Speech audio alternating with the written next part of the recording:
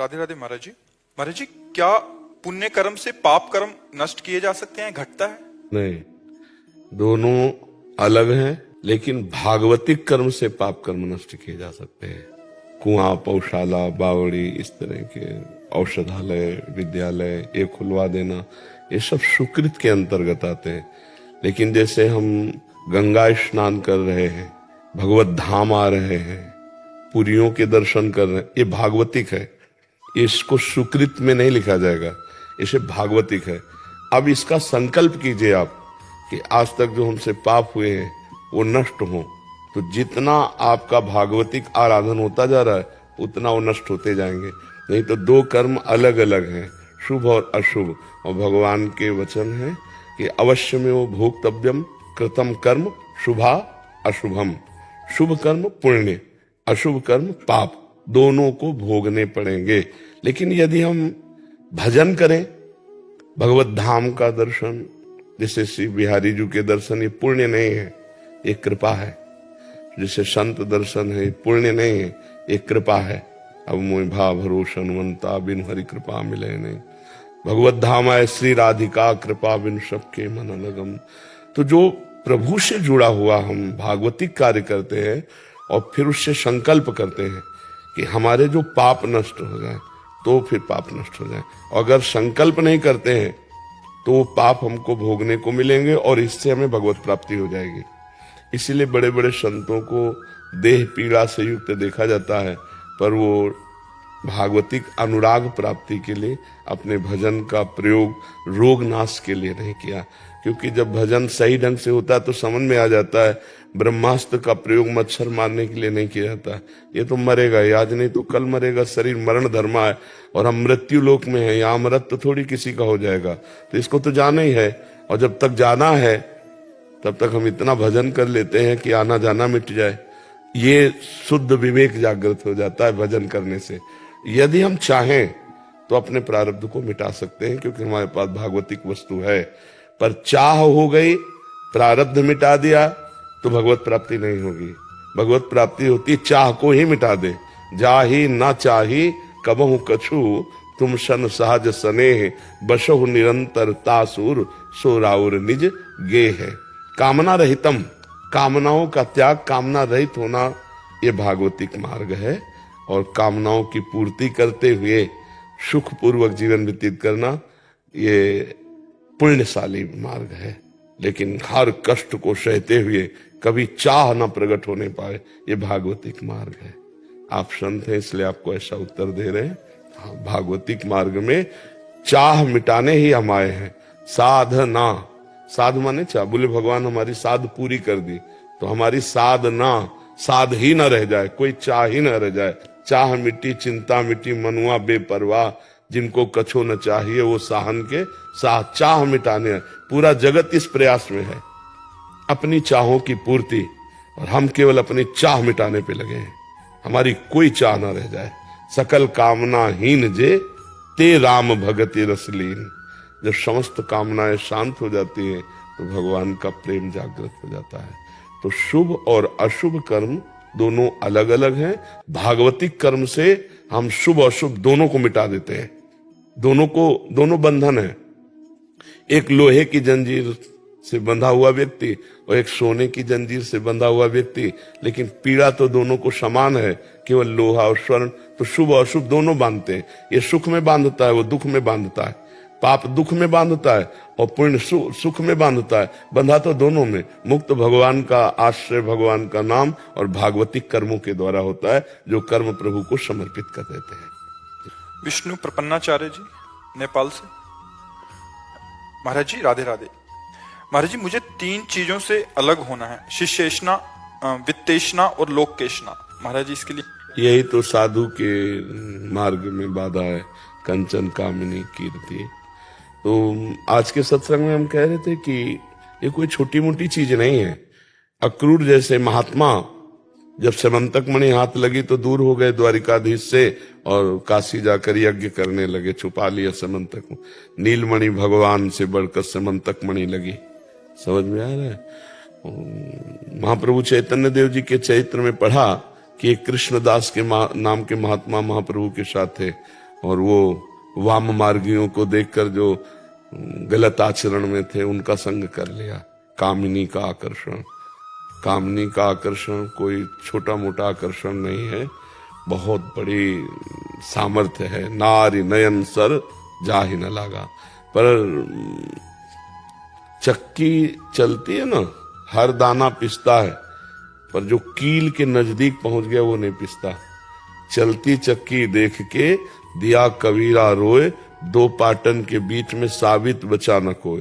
तो चलती चक्की देख के दिया कमाल ठठाए, राह सहारे कील के तो बाल न बाका जाए।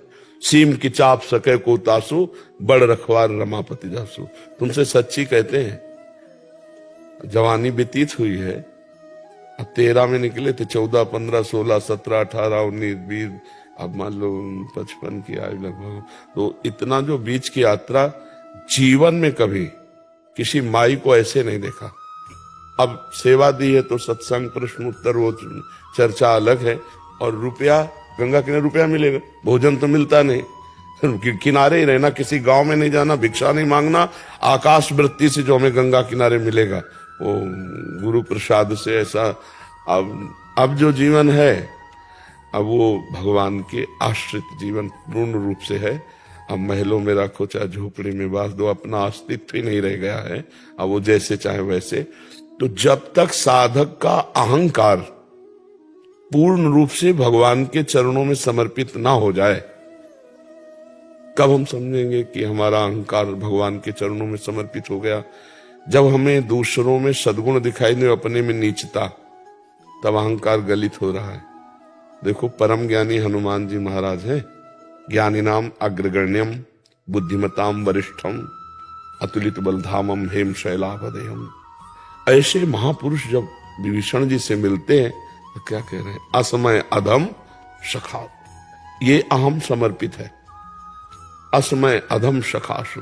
सबरी जी से राम जी मिलते हैं तो कह रहे अधम ते अधम, अधम अति। प्रभु मैं बहुत अधम। और भगवान का साक्षात दर्शन कर रहे हैं। दंडकारण्य के किसी ऋषि के पास भगवान नहीं गए, माता सबरी के पास गए। इतना अपार प्रेम है। और वो अपने को अधम ते अधम, अधम अति नारी, तिनमा मैं मतिमंद अघारी। और भगवान कह रहे नव भक्ति आप में विराजमान है, तुम समान कौन हो सकता है? जो नवधा भक्ति का उपदेश है वो हम लोगों के लिए है, सबरी मैया के लिए नहीं। क्योंकि सबरी मैया तो उसी समय भगवान के सामने ही योगाग्नि में शरीर भस्म करके परम पद प्राप्त करती हैं। तो जब हमें दूसरों में सद्गुण दिखाई दे और अपने में दोष दिखाई दे तो अहंकार, और जब हमें दूसरों में दोष दिखाई दे, अपने में सद्गुण, तो अहंकार बढ़ा हुआ है। ये अहम ही भोगता है, अहम ही करता है। अहंकार विमूढ़ आत्मा करता हमिति मन्यते, तब तक अटैक होगा। ये तीनों अटैक कर सकते हैं, कंचन, कामिनी और यश, कीर्ति, प्रतिष्ठा, जो पुत्रेष्णा, वित्तेष्णा और लोकेष्णा शास्त्रीय शब्दों में कहे जाते हैं। अहम पर इसका अटैक होता है। देहाभिमानी जीव जब अपने को पुरुष या स्त्री रूप में देखता है तो काम भाव उसके अंदर आएगा। देहाभिमानी जीव जब अपने शरीर सुख की आकांक्षा करता है तो उसे अर्थ की चाहना होगी। देहाभिमानी जीव जब अपने को गुणवान समझता है तो यश, कीर्ति की कामना होगी। और अगर ये तीनों हैं, तीनों में से एक भी है, तो भगवत प्राप्ति नहीं होती। पुत्रेष्णा, वित्तेष्णा, लोकेष्णा, तीनों को मिटा दे। मन वचन कर्म से भगवान की शरण में हो गए और केवल केवल हमें भगवान चाहिए।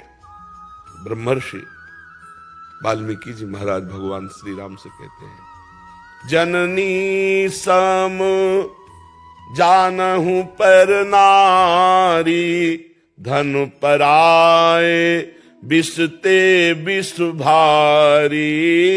जिन्हि राम तुम प्राण प्यारे, तिनके मन शुभ सदन तुम्हारे। तुम्हि छाड़ी गति दूसरी नाही, बसहु राम तिनके मन माही।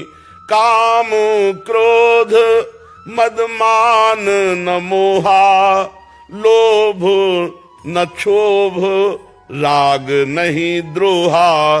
जिनके कपट दंभ नहीं माया, तिनके हृदय बसहु रघुराया। सरल भाव से भगवान की शरण में होकर नाम जप करो। जबान का स्वाद छोड़ दो तो जनेंद्री की मांग खत्म हो जाएगी। जब जबान का स्वाद छोड़ दिया तो कंचन की मांग खत्म हो जाएगी। क्योंकि रुपया प्रिय नहीं है, रुपया से भोग सामग्री मिलती है, ये प्रियता रुपया की है। और अपना तन मन प्राण प्रभु को समर्पित है। अब यश कीर्ति प्रभु की है। अगर कोई हमें प्रणाम करता है तो मेरे भगवान को प्रणाम करता है, क्योंकि हम भगवान के बिके हुए दास हैं, इस भाव से प्रणाम करता है। कोई इस मलमूत्र के भांड शरीर को प्रणाम नहीं करता, सबके शरीर यही है। पर एक बात को प्रणाम करता है कि मैं जिस कसौटी पे चलना चाहता उस कसौटी से विमुख हो गया और तुम पास हो गए। तुमने सर्वस्व छोड़कर भगवान को रिझाया, इसलिए हम प्रणाम। तो भगवान को प्रणाम होता है, वो गुरु को प्रणाम होता है। सम्मानम कल्याति घोर गर्लम नीचापमानम सुधा, श्री राधा मुरली धरो भज सके वृंदावन मात्यज। सम्मान को विष के समान देखे, अपमान को अमृत के समान देखे और श्री राधा माधव का निरंतर स्मरण करे तो भगवान के प्रताप से कंचन कामिनी कीर्ति तीनों पर विजय प्राप्त की जा सकती है। अन्यथा एक छोटा सा सड़ा सा विषय भी परास्त कर सकता है। एक व्यसन नहीं छूटता। हमने देखा कि छोटे छोटे व्यसन अपना अधिकार कर लेते हैं, फिर त्रिभुवन के भोग ब्रह्मादिक के भोग सब विषम लागत ताई, नारायण ब्रज चंद की लगन लगी है जाए। जो भगवान से प्यार करता है उसे कोई परास्त नहीं कर सकता। लेकिन अगर हम भगवान को अपना नहीं माने तो फिर पाखंड विजय नहीं प्राप्त कर सकता माया पर, दंभी विजय नहीं प्राप्त कर सकता माया पर। और छोटा सा भाव केवल उठा है और भगवान के सहारे चल दिए तो आज तक हम कहते हैं हमारे साथ कोई रक्षा करने वाला नहीं था। पर जहां कहीं कुछ ऐसे फंसाव की बात आई, भगवान ने निकाल। बाद में मुझे पता चला कि मैं फंस सकता था, भगवान ने ऐसे बचाने। सीम के चाप सके को तासु, बड़ रखवार रमापति जासु। वही बचाते हैं, वही जीवन भर अपने जन की रक्षा करते हैं। अपनी बुद्धि तो कहीं भी फंस सकती है, लेकिन भगवान, हाँ भगवान करो सदा तिनके रखवारी, जिम बालक राखे महतारी। जैसे बालक की रक्षा माँ करती है वैसे भगवान अपने भक्तों की रक्षा करते हैं। तो भगवान का भरोसा और लक्ष्य दृढ़, और ये कि मर जा सकता हूं लेकिन मैं गलत आचरण नहीं कर सकता, जीत जाओगे। और ये प्रण हो जाए कि कुछ भी हो जाए, मर सकता हूं लेकिन मैं अपने धर्म के विरुद्ध आचरण नहीं कर सकता, जीत गया। फिसल गया तो इतने नीचे गिरेगा कि उठने लायक नहीं रहेगा। ये माया है, एक बार दबा लिया तो उठने नहीं दिया, फिर वो बैलेंस बना के चलता है, भोगों को भोगता है, थोड़ा भजन कर लेता है, बस। वो आग नहीं होती, वो विरह भगवान के लिए जो होना चाहिए वो नहीं होता। फिर वो धीरे धीरे रोग लग जाता है भक्ति को, पाखंड का, दम्भ का। वो फिर बस ऐसे ही अर्थ प्राप्ति करना, खाना पीना, मौज मस्ती खूब ऐसे नहीं। खान पान ते भावे है, नहीं कोमल वसन सुहावे, सब विषय लगे ते खारा है, हरि आशिक का मग्नारा है। जैसे चाहो वैसे रखो, पर बस आप मुझे मिलो, आप चाहिए। बड़ा कष्ट में जीवन व्यतीत करते करते तब कहीं जाकर शरीर राग छूटता है। अगर शुरू से ही शरीर का पोषण होता रहा तो शरीर राग नहीं छूटता है। बहुत बहुत भगवान की कृपा है। जो भगवान के मार्ग में चाहे गृहस्थ हो चाहे विरक्त, जो माया से समय को खींचकर भगवान के सुमिरन में लगाते हैं वो अत्यंत कृपा पात्र हैं। नहीं तो भगवती माया का ऐसा प्रभाव है, इस संसार को सत्य मानकर, भोगों को सत्य मानकर, पद प्रतिष्ठा को सत्य मानकर हम भगवान को भूल जाते हैं। न शरीर रहेगा, न पद रहेगा, न रुपया रहेगा। लाखों बार पढ़ाई पढ़ी है, न पढ़ाई रहेगी। अगर एक बार राम कहा है तो त्रिकाल में कभी नष्ट नहीं होगा। एक बार कृष्ण कहा, एक बार हरि कहा, वो आपको उन्नति देगा। वो आपको कहीं न कहीं भक्तों का सानिध्य दिला करके भगवत भक्ति का प्रादुर्भाव करेगा। इसलिए वो बड़े धन्यवाद के पात्र हैं जो भगवान के मार्ग में अंदर से चलते हैं। ये यात्रा अंदर की है, बाहर से तो जो भी आरती पूजा ये तो सब क्रियाएं हैं, अंदर की बात, ये बात अंदर की है। यात्रा ये अंतर की, अध्यात्म कहते हैं ना इसे, ये अंतर यात्रा है। अंतर में घुस जाओ। अभी तो सब बाहर खेल खेल रहे हैं, खिलौनों में। संगम तजेत मिथुन वृत्ति नाम मुमुक्षु सर्वात्मना न विसजेत बहिरिंद्रियाणि एकश्चरण राश्चित्त मनंते से युंजित तद्वृतिषु साधुश्चेत प्रसंगा। सौभरी जी का श्लोक है। मछली को देखकर मैथुन करते हुए लगा इसमें सुख है, तो मानधाता की 50 पुत्रियों से ब्याह किया था, राजा चक्रवर्ती सम्राट मानधाता। फिर जब भोगों में कोई सुख तो है नहीं, तब उनका धिक्कार है। क्या चूक हुई कि कहां मैं अकेला भजन कर रहा था और कहां 50 के 500 बढ़ गए संतानों पुत्रियां। तब उन्होंने कहा जो मुमुक्षु मतलब मोक्ष प्राप्त करना चाहता है, संगम त्यजेत मिथुन व्रति नाम मुमुक्षु, संग का त्याग कर दे। कौन से संग? जिनके संग कुमति मति उपजय, करत भजन में भंग, जाके प्रिय न राम वैदेही, तजिए ताहि कोटि वैरीसम जद्यप परम स्नेही। और नेत्रों से कोई गलत आचरण अगर कहीं भी किसी पशु पक्षी में भी दिखाई दे रहा है, एक बार दृष्टि गई दोबारा दृष्टि न जाए। खतरनाक चीज मोबाइल साधु साधक के लिए तो बहुत खतरनाक है, क्योंकि जब मन चंचल हुआ, सर्च किया, पढ़े लिखे लोग हैं, जीवन की हानि हो जाएगी, जीवन की हानि। वो गलत देखा तो फिर साधुता का फिर नाटक ढोंग होगा, साधुता नहीं हो सकती। और बड़े बड़े मोबाइल सबके पास होते हैं, बहुत बचने की जरूरत है। मोबाइल में दोनों चीजें, जड़ चेतन गुण दोष में विश्व कीन करता, तो उसमें भी गुण है। गुण है संतों का सत्संग सुन सकते हो, आवश्यक फोन कर सकते हो, आवश्यक कार्य कर सकते हो। लेकिन दोष है कि गलत से गलत जो हम छोड़ने के लिए भगवत मार्ग में आए वो सब आप देख सकते हो। और वो देखा तो फिर जो हम देखते हैं, जो सुनते हैं, जो बोलते हैं, उसी का मनन होता है। और जो मनन होता है वही क्रियाएं होती, रोक नहीं सकते, वही क्रियाएं होंगी। इसलिए देखना सुनना बोलना पवित्र किया जाए, भगवान के आश्रित हुआ जाए। और भोजन जिसका सरस उसका भजन नीरस, और जिसका भोजन नीरस उसका भजन सरस। ये जीवन भर की बात, अनुभव की बात कह रहा हूं। भोजन सरस, हम रात दिन एक गरीब आदमी की तरह मेहनत करें, जैसे ओवर टाइम गरीब आदमी पैसे के लिए, ऐसे हम भजन के लिए करें तो भगवान कृपा करते हैं, ये त्रिगुणात्मिका माया को हटा देते हैं। यही माया है कंचन कामनी कीर्ति। हमें भ्रम हो जाता है कि इसमें सुख है, अगर सुख होता तो सब भोग रहे, आनंदित हो जाते, विश्राम मिल जाता। अब कछुनाथ न चाही मोरे, लेकिन किसी का हृदय ऐसा नहीं कहता अब कछुनाथ न चाही। चाह पे चाह, तृष्णा, भोगे हुए भोगों को पुनः भोगने की तृष्णा। इसलिए जो वैराग्यवान है उनको बहुत सावधान रहना चाहिए। हाँ, कस्तरति मायाम, देवर्षि नारद जी से कौन माया से तर सकता है? बोले यो संगास्त्य जति, यो महानुभाव सेवते, जो महापुरुषों का संग करता है और कुसंग का त्याग करता है। निर्ममो भवति, जो किसी से ममता नहीं रखता। सातरति, उतर जाता है। इसलिए कुसंग का त्याग, सत्संग का सेवन, और न अपने शरीर से ममता और न किसी शरीर से ममता। ममता तो केवल प्रभु से करनी है ना, उनके नाम में, उनके रूप में, उनकी लीला के, उनके धाम में। तो ऐसे चलो तो कंचन काम और जितने भी विकार है सब शांत हो जाएंगे भगवान की कृपा से, अहंकार के बल से नहीं, भगवान की कृपा से।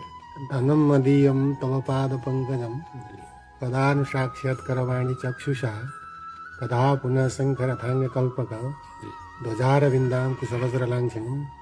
इसी को चरितार्थ करने के लिए दास बहुत प्रयत्न। हाँ बिल्कुल, भगवान के चरणों का स्मरण करते रहिए और नाम न छूटे, सब आ जाएगा। देखो, हम लोगों को कोई कमी नहीं है जानकारी की, किसी को भी। आप जानकारी सबको है, लेकिन जानकारी का प्रयोग करने के सामर्थ्य नहीं है। जानकारी आप, हम कहते हैं गांव के आदमी से सुन लो, संसार नाशवान है, यहाँ कुछ टिकने वाला नहीं, कोई कुछ ले नहीं जाएगा, और सब कोई जानता है। जब 100 लेके जाते हैं, राम नाम सत्य है, देखो सत्य का ज्ञान है उनको, कह रहे राम नाम सत्य है। और जब परिवार के रोते हैं तो समझाते हैं बैठकर, अरे भाई का आवाज हो गया कल, सबको जाना। लेकिन वो जानकारी उनकी जानकारी नहीं है, उस जानकारी का प्रयोग नहीं, तो जानकारी किस काम के? बंदूक लिए घूम रहे हो, दुश्मन आया मार नहीं पाए, शत्रु आया उसको परास्त नहीं कर पाए, अस्त्र वेत्ता बनते हो, तो फायदा क्या हुआ? तो हमारे पास जानकारियां तो बहुत है, लेकिन उसका प्रयोग नहीं है। प्रयोग के लिए बल चाहिए, और बल मिलता है नाम से। जितना भजन करोगे उतने अध्यात्म बलवान बनोगे। अगर भजन नहीं है तो उपदेश हो सकता है, प्रणाम नमस्कार मिल सकते हैं, रुपया पैसा मिल सकते हैं, वाहवाही मिल सकती है, लेकिन भगवान का साक्षात्कार नहीं होता। वो तो बारी मथे घृत होए बरु, सिकता ते बरु तेल, और बिनु हरि भजन न भौतरी या सिद्धांत अपेल। विनिश्चितम बदामिते न अन्यथा वचांस में, हरिम भजनती है नरा। खूब डट के भजन भजन बस। जानकारी तो इतनी है कि पूछो मत। उपदेश पे उपदेश हो रहे हैं, उपदेशों की कमी है, लेकिन पलट करके जब तो जीरो पे सुई खड़ी है, कोई नंबर नहीं आया, अध्यात्म की कोई भूमिका नहीं, जीरो पे, तब फिर वो कैसे उत्तम होगा। हमारी जानकारी हमको अध्यात्म की भूमिका पर चढ़ावे, हम द्वंद्वों को सहें, हमारे अंदर वो योग्यता आवे जो संतों की लक्षण बताए गए हैं, वो भजन से आएंगे। सबको जानकारी है, जैसे हम जानते हैं ये गलत है फिर भी हम कर रहे हैं, क्यों? क्योंकि हमारे पास भजन की कमी है। भजन का बल ना होने के कारण इंद्रिया मन बलवान होकर हमसे असत क्रिया करा लेते हैं। उन्हें भजन बल है ना, तो जैसे सेल हटा दो दीवाल घड़ी का, तो मिनट पे मिनट, घंटे पे घंटे सुई वहीं ठप, ऐसे वहीं ठप। राधा तो राधा, वहीं मन और इंद्रिया बिल्कुल एक मिलेंगी। ऐसा नहीं कि उनकी ताकत हो कि घसीट ले। अभ्यास किस बात का, साधुता किस बात की, भजन किस बात का। अब भजन नहीं करेंगे तो फिर बहुत जन्मों से गुलामी है ये, इंद्रिय और मन की बहुत जन्मों से गुलामी है, और इनकी गुलामी से हटे बिना स्वराज सिंहासन पर नहीं बैठ सकते, आत्मस्वरूप में स्थित नहीं होना जा सकता। प्रीति जी दिल्ली से। राधे राधे गुरुजी। गुरुदेव आपके चरणों में कोटि कोटि प्रणाम। महाराज जी, क्या ध्यान के दौरान होने वाले ऐसे अनुभव जैसे भगवान के दृश्य या किसी भी प्रकार के दृश्य, आवाजें, ईश्वर से संवाद, ये वास्तविक है? ये कोई मानसिक या भावनात्मक स्थिति? भावना की है, भावना की है। जैसे भावना करते हैं ना, वैसे ही हमको अनुभव होने लगता है। कई बार जैसे एकांत में बैठे होते हैं तो हमारा जो भावना चल, तो बाहर से बुला, आपने बुलाया क्या, आपने कुछ कहा क्या, नहीं, तो हमारी अंदर की जो एक आवाज है वो जब गाढ़ भाव होता है तो वो शब्द रूप धारण कर लेती। बाहर कोई शब्द नहीं है पर हमारे कान में शब्द सुनाई दे रहा है, सामने कोई रूप नहीं है पर हमारी भावना के अनुसार रूप झलक रहा है। कि थोड़ा ध्यान की एकाग्रता, इस पे ऐसा होता है। अभी सत्य वस्तु का साक्षात्कार इसे नहीं कहा जा सकता, वो अलग होता है। ये गाढ़ भावना में ऐसा हो जाता है, जहां हमारी एकाग्रता हुई थोड़ी तो भजन हो रहा है, इसलिए भावना के अनुसार झांकी। अगर हमारी गाढ़ तो ऐसा लगेगा शब्द भी सुनाई दे रहा है, वो नेत्र भी हमारी तरफ खोल कर वो देख रहे हैं, पर वो साक्षात्कार नहीं होता अभी, और आगे बढ़ना। ये भगवान इसलिए लुका छिपी का खेल खेलते हैं कि हमारा चित्त कहीं जाए ना, प्रभु में समर्पित हो जाए और पूर्ण तन्मयता से हम भगवान को प्राप्त हो जाए। इसलिए खूब नाम जप करो, अपने अनुभव की बात किसी को बताओ मत, अंदर गुप्त रखो, और अपने को भक्त का अभिमान मत लाओ कि मैं सबसे श्रेष्ठ हूं भक्त, नहीं तो फिर पतन का मार्ग शुरू हो जाएगा। ऐसी सावधानी रखो। डॉक्टर पंकज शुक्ला जी। राधे राधे। राधा वल्लभ श्री हरिवंश महाराज जी, आपके चरणों में कोटि कोटि प्रणाम। महाराज जी, श्री रामकृष्ण परमहंस जी ने कहा है कि प्रभु के लिए प्राप्ति का शीघ्र एवं सरलतम रास्ता है उनके लिए रोना। महाराज जी, एकांत में राधा नाम जपने पर फूट फूट कर रोना आता है, ये कौन? किसका प्रश्न है? धन्यवाद, भगवान ने बड़ी कृपा की जो ऐसी सद्भावना। तभी हम कहते हैं कि जो रोना है वो कैसे आएगा भाई, अपने के लिए रोना आ सकता है ना। जिसको हम प्यार करते हैं हमें दिखाई नहीं दे रहा, तभी तो रोना आएगा ना। और ये अपनापन कैसे होगा? जब सर्वत्र से हमारा मन पवित्र होगा। जो हमारा मन मलिन हो चुका है ममता, आसक्ति, अहमता आदि से, नाना प्रकार के दोषों से, तो वो पवित्र होगा नाम से, और नाम से ही रूप प्रकाशित होता है। देखिए रूप नाम आधीना, तो जैसे जैसे नाम पवित्रता फैलाएगा हृदय में, राधा बस वैसे कहते ही एकदम जैसे कोई दिल को मसला करे, शायद इसको ही इश्क कहते हो। भाई जी हनुमान प्रसाद पोद्दार जी ने लिखा है। तो भगवान के नाम से जो हमारा हृदय पवित्र होता है, तो एकांत में छिन छिन रुदन करंत, और छिन गावत आनंद भरी, छिन छिन हार हसंत, ये जो कृपा हरि। कभी वो इतनी मस्ती की राधा राधा राधा वो गान कर रहा है, कभी इतना विरह कि वो रो रहा है, कभी प्रभु को सामने देख करके नाच भी रहा है, कभी प्रभु